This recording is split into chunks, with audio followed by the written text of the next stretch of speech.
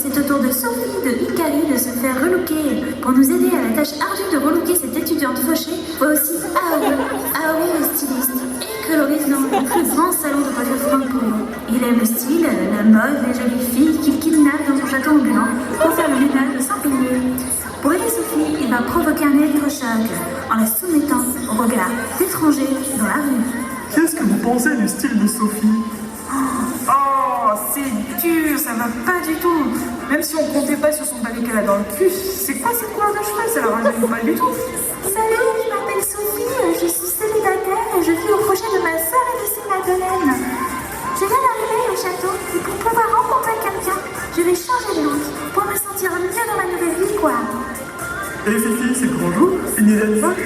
Moche, c'est pas moi, hein. C'est mon style qui est moche. Ah si, on va commencer par vous. Ce madame a raison.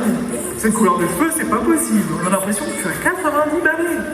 Sans plus tarder, le célèbre styliste emmène Sophie dans son salon de coiffure et s'attaque à la tâche ardue de faire quelque chose de ses cheveux.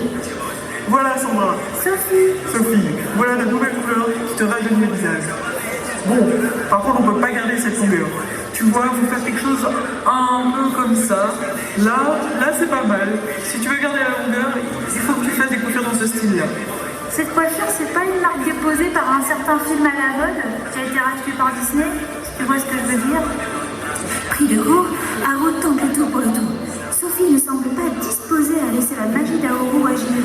Armée de ciseaux, il décide de complètement changer Sophie pour lui faire comprendre que son ancien style est loin derrière elle. Voilà Sophie, tu es magnifique, Je sais que ça fait pleurer de bonheur, je sais que j'ai du talent, je sais que j'ai du charisme. Je fais des miracles tous les jours. Maintenant, on va s'attaquer au chiffon que tu portes. Enlève-moi ça. Après la pub, vous verrez que la transformation hallucinante de Sophie ne s'arrête pas là.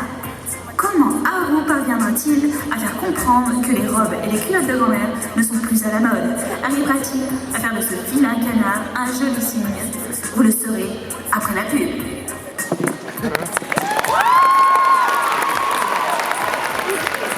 Le groupe P3, le château ambulant avec Sophie et Haru.